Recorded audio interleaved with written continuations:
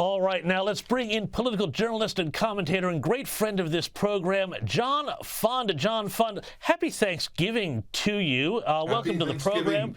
It's the best American holiday, I think. I love it. But we got to talk about some serious business here, unfortunately, here. And I want to start out, John, asking you, I know you're in Washington, D.C. right now, where we've just had that horrific shooting, which appears to have been a planned, targeted, alleged shooting of these two National Guards members here. Tell us, what's the mood like in D.C.? Because this is a really shocking crime that appears to have been targeted, at very visible representatives of the Trump administration.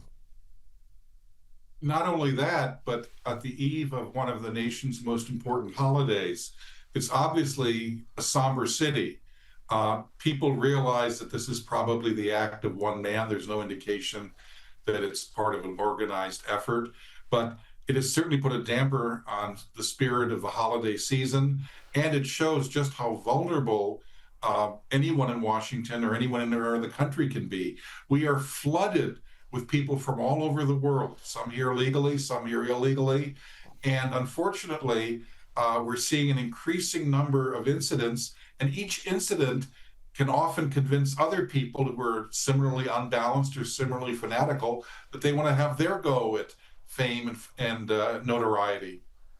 It's just a horrific, horrific crime to have woken up to the other morning. But, let's move up to some other news here. Let's go get on the Metro liner north to New York, too, because there's some recent news out of New York where Zohran Mamdani is planning his transition.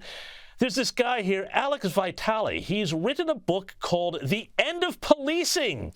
And he's also, you guessed it, one of New York Mayor Zohran Mamdani's transition advisors on community safety. Well, check this out, John. Here's a bit of what he had to say in a recent interview that's just resurfaced about the police.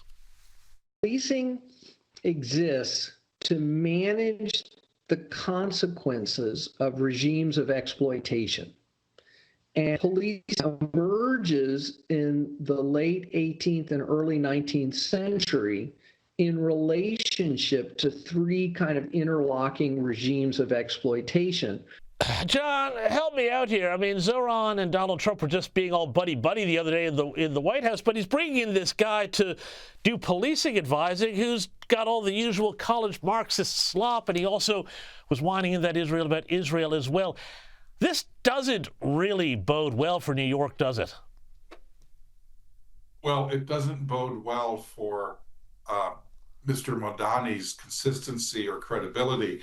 5 years ago, he got into trouble because he said, let's defund the police. Mm-hmm. Then he runs for mayor, and then he says, I've changed my mind. I was intemperate. I've seen the error of my ways. We're going to keep the current police commissioner in place. Well, look, if he has changed his mind on defunding the police, why is this person his police advisor?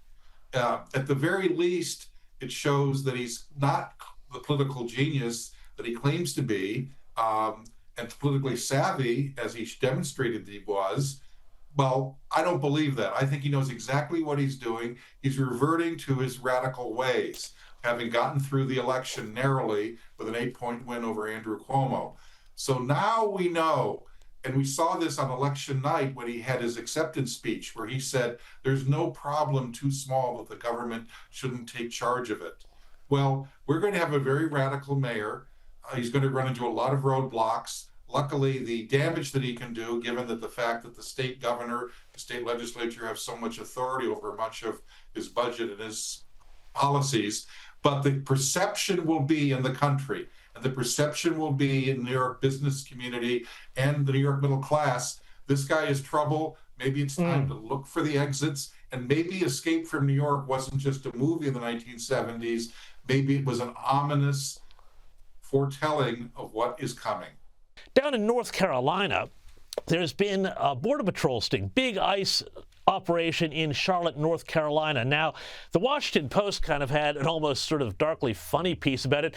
The poor country clubs have been unable to, get the mint juleps out to their members on time here because they're because of the ice raids and everything like that. But they also revealed that when the ice raids were going on, some 30,000 students skipped schools, suggesting that there's tens of thousands potentially of children who are not there in the country legally getting these educations here off the back of the local property taxpayers.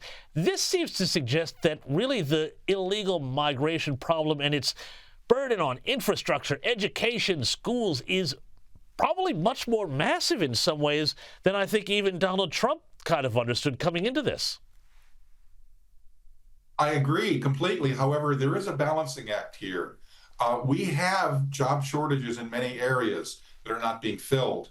I think the president's immigration stance is popular, but it should be gradual and sequenced. First, you go after the hardcore criminals, then you go after people who are clearly in violation and have ignored court orders for leaving the country or showing up for a court hearing.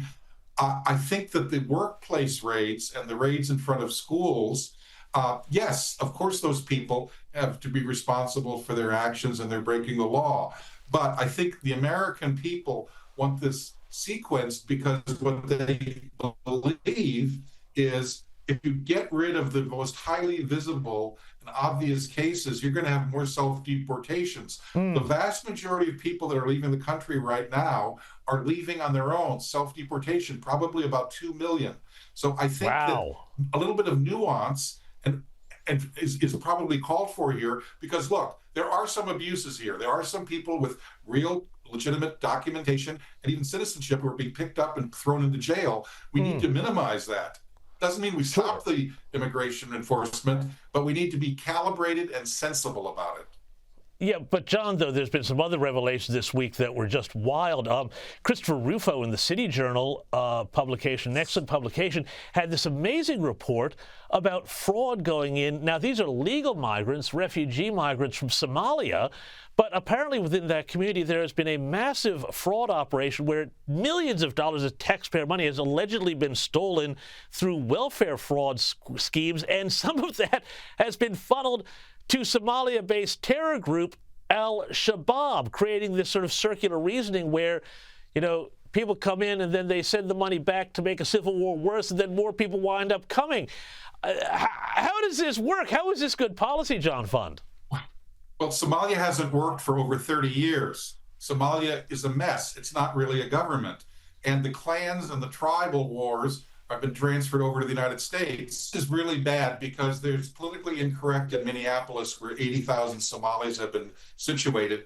It's politically incorrect to say this, but here is what Qasim Busuri, who is a former St. Paul City Council member, this is a government official elected from the Somali community, says about this 77 indictments that there have been about massive fraud in welfare and COVID programs. Quote, "The system is broken. That's not our fault," Busari says. There are always going to be people who commit fraud. It's up to the government to make sure people aren't taking advantage of the system, unquote. Now, even in the Somali language, the words "don't blame the victim" can be understood. This is blaming American taxpayers for the fact that Somali criminals are ripping off the government and then shipping the money to terrorist groups overseas. This is unconscionable. This only makes matters worse in Somalia and worse in the United States. There's massive voter fraud in Minneapolis. They almost elected a Democratic Socialist mayor from the Somali community.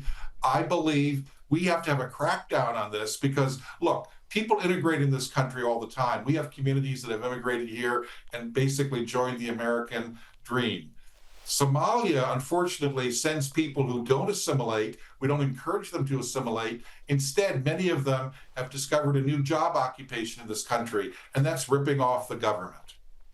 John Fund, we're going to have to leave it there. Thank you so much. Very quick question. What's your favorite Thanksgiving side dish?